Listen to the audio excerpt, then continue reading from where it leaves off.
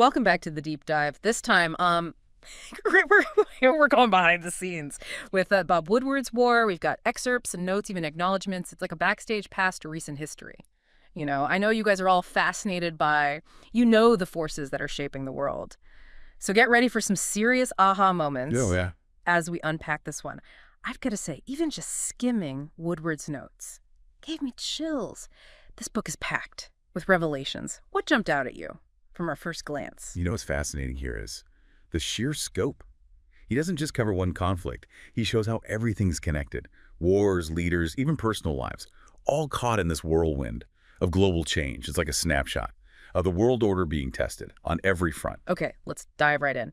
Woodward actually met Trump way back in 1989, long before anyone pictured him in the Oval Office. It's right there in the prologue. Yeah, and even then, those seeds of ambition Yeah. and the personality traits we now associate with Trump were evident. It's remarkable how Woodward picked up on them. Yeah, he paints a picture of Trump as this hustler, entrepreneur, and that's not even the half of it. Woodward quotes him describing some pretty ruthless tactics, like refusing to pay property violations until inspectors just gave up. It's like he was testing the limits of the system, even back then. Exactly. Woodward zeroes in on Trump's core drive: winning, fighting, and surviving. Yeah. And when you think about it, those instincts are so evident in his later actions, especially during the January 6th Capitol attack. It's almost like those early glimpses foreshadowed the turmoil that would come later. It really makes you think about how personality and character can shape history, doesn't it? Absolutely. But war isn't just about Trump. Woodward dives deep into Biden's foreign policy challenges, particularly with Russia's aggression towards Ukraine.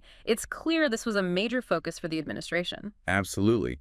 What's incredible is the level of access Woodward had. He details the intelligence gathering, the behind-the-scenes efforts to deter Putin, even mentioning a human source inside the Kremlin. That's some high-stakes intel right there. Seriously. The risk involved for that source is unimaginable. Just talking to Woodward, even anonymously, could have devastating consequences.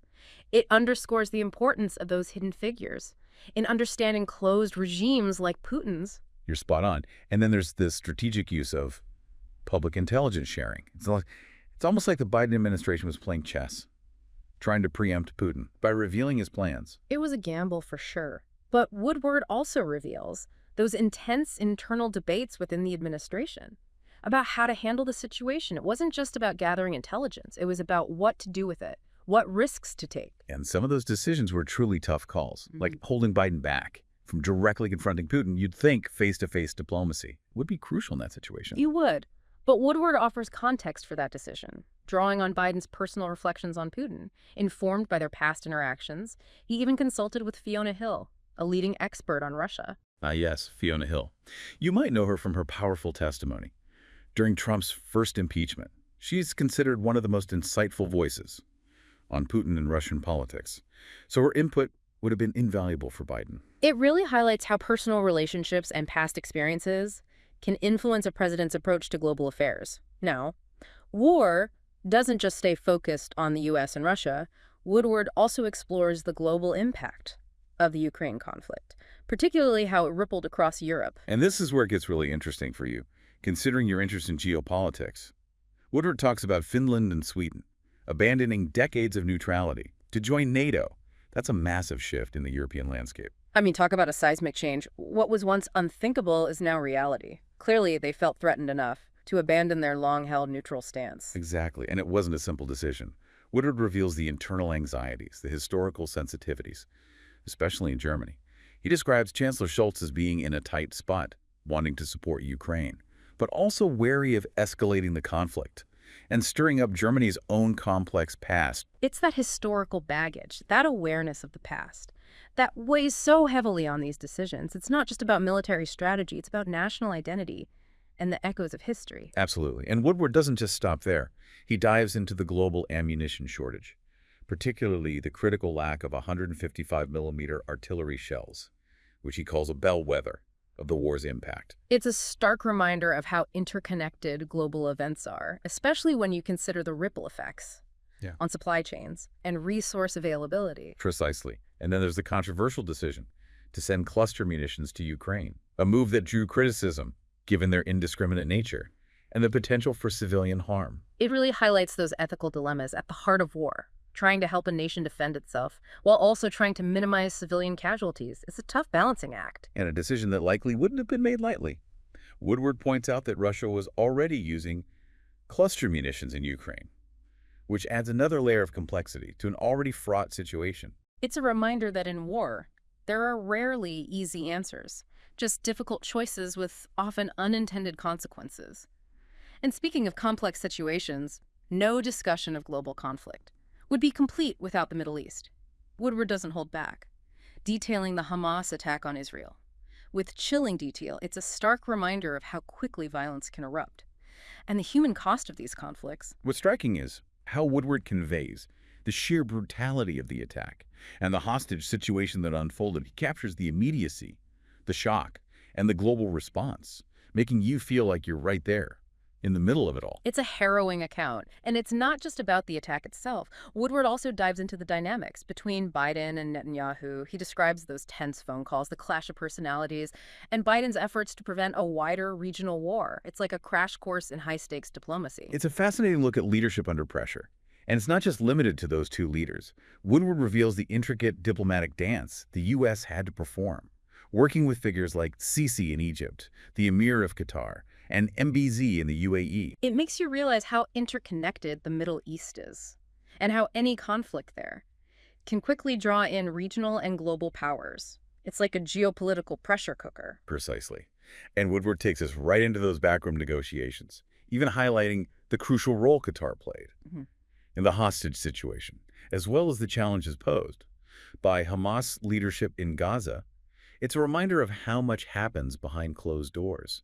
That shapes the course of events. It's a reminder that these conflicts have far-reaching consequences, not just for those directly involved, but for entire regions, for the global community as a whole. Picking up where we left off, war doesn't just recount events. It reveals the human toll of leadership. We see it most poignantly with President Biden.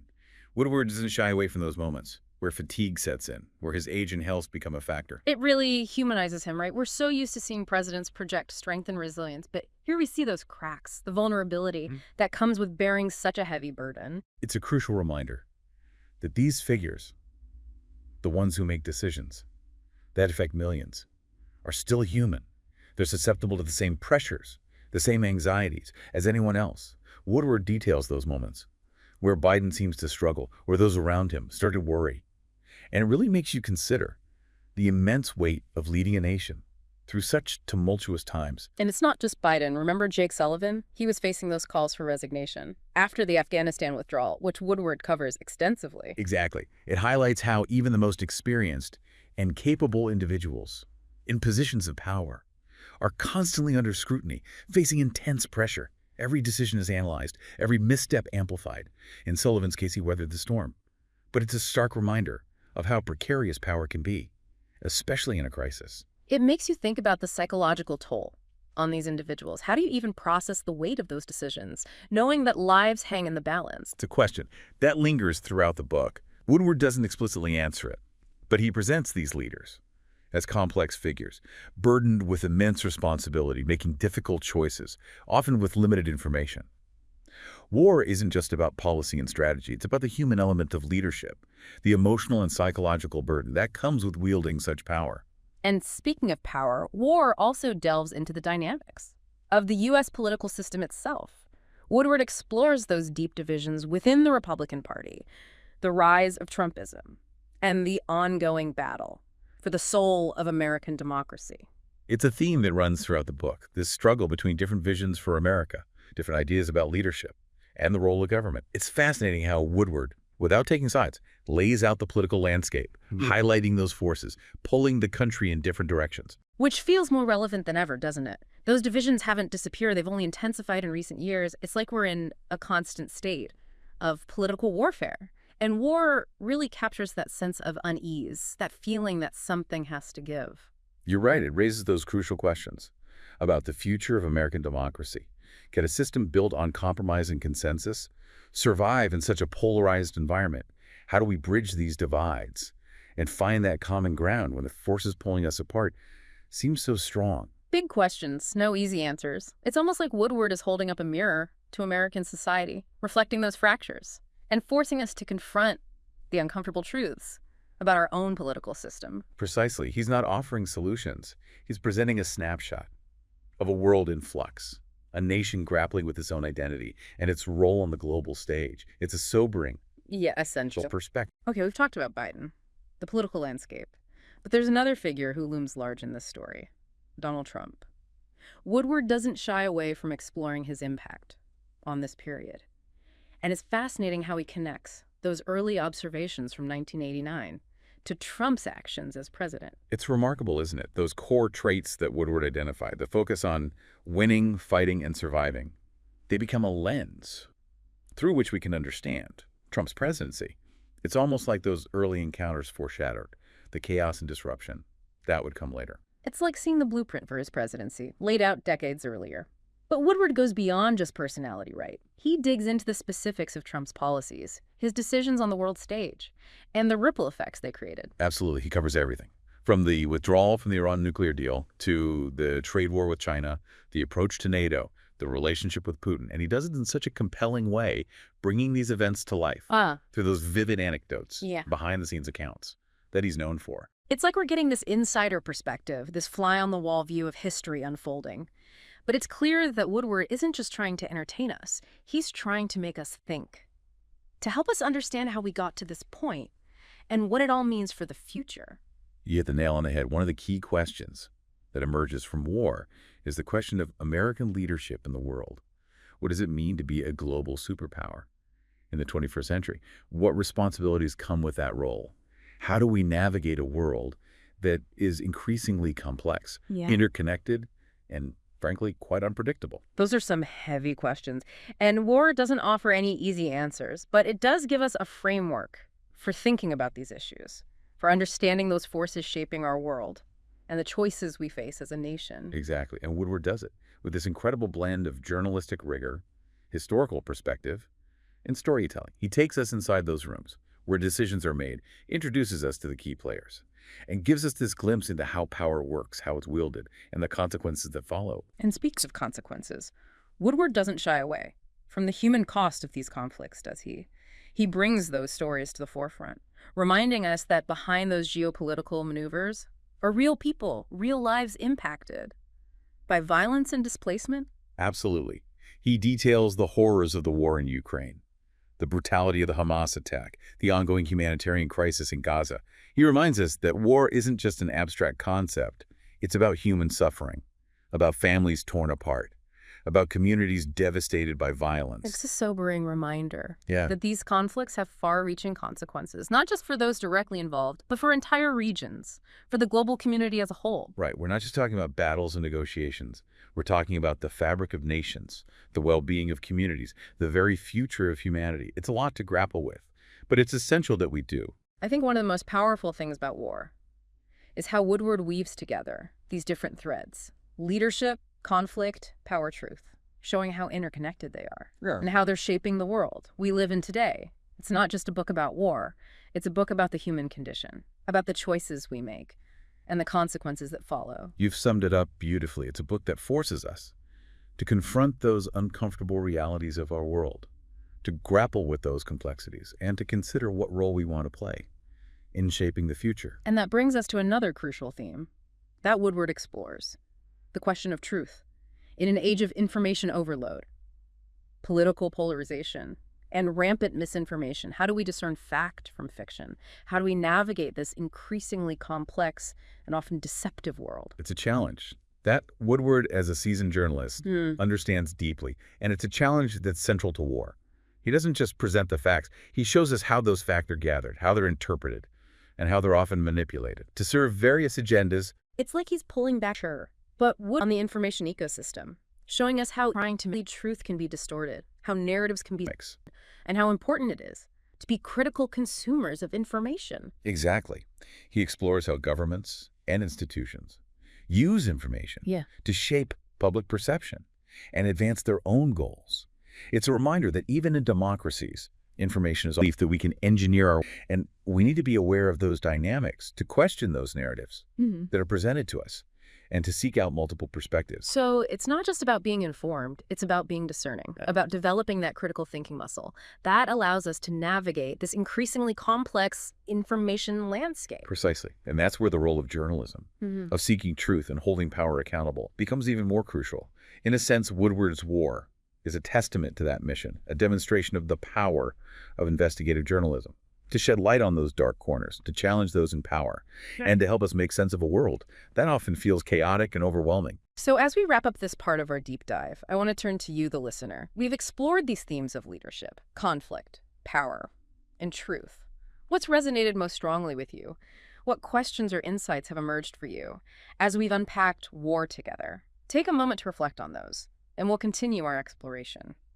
In the final part of this deep dive, as we head into the final stretch of our deep dive into war, I think one of the most unsettling revelations is just how vulnerable American democracy really is. And I'm not just talking about those dramatic moments like January 6th. You're right. Woodward exposes a much deeper issue, this slow, almost invisible erosion of democratic norms and institutions. It's like termites eating away at the foundation of our system, fueled by things like political polarization, misinformation, and the rise of extremist ideologies. And it's happening on both sides of the spectrum, right? It's not just a right-wing problem. That's a key point.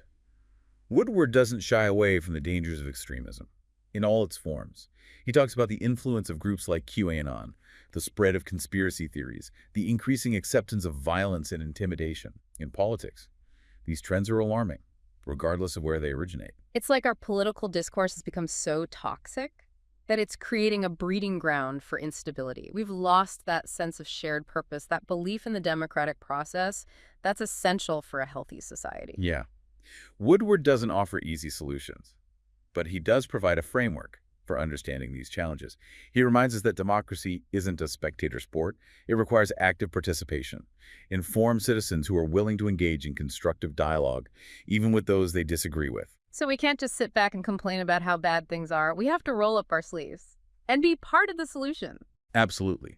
That means staying informed, engaging in respectful debate, and holding our elected officials accountable. It also means supporting those institutions that promote civic engagement, education, and critical thinking, things like a free press, independent journalism, and strong educational systems. It's about recognizing that democracy is a fragile thing, something that needs to be constantly nurtured and defended. And that responsibility falls on all of us. Now let's shift gears a bit and talk about America's place in the world. Woodward paints a pretty complex picture of the global landscape. The rise of China, Putin's Russia, the conflicts in the Middle East, the spread of extremism. It's a lot to process.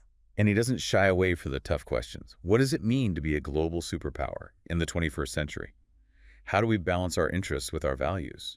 What role should the U.S. play in a world that's increasingly interconnected and volatile? It feels like we're at a crossroads. The old rules don't seem to apply anymore, and we're struggling to find our footing in this new world order. One thing Woodward makes clear is that the U.S. can't afford to simply retreat from the world stage. We have a responsibility to engage with these challenges, to work with allies, to promote peace and stability. So no more America first, no more going it alone. Not necessarily. Woodward acknowledges that there are valid debates about how deeply the U.S. should be involved in global affairs, but he argues that isolationism isn't the answer, that we have a unique role to play, and that our leadership is essential for tackling these global challenges. It's about finding that right balance between engagement and overreach. Recognizing that we can't solve every problem, but also understanding that our actions have consequences. And it's about adapting to a changing world. The old Cold War playbook doesn't work anymore. We need new strategies for dealing with 21st century threats like cyber warfare, climate change, and pandemics. It's a tall order, but I think one of the most valuable things war offers is a framework for thinking about these issues, a way of understanding the forces at play and the choices we face as a nation. I completely agree. And he does it with this incredible blend of journalistic rigor and narrative skill. He takes you inside those rooms where decisions are made, introduces you to the key players, and gives you this unparalleled insight into the inner workings of power. Okay, we've covered a lot of ground here, but before we wrap up, I want to leave our listener with one final thought to ponder. It's a quote from George Kennan, the American diplomat and historian that Woodward uses in the book's epigraph. He writes, "Mechanical and scientific creations of modern man tend to conceal from him the nature of his own humanity. and to encourage him in all sorts of Promethean ambitions and illusions. A powerful quote, and I think he gets to the heart of many of the challenges we've been discussing. It's a warning against technological hubris, against the belief that we can engineer our way out of every problem without fully considering the human consequences. It's a reminder that technology is a tool, not a solution in itself, and that true progress requires not just innovation, but also wisdom, compassion, and a deep understanding of our shared humanity. Exactly. And in a world facing such complex challenges, from climate change to artificial intelligence, that message has never been more relevant.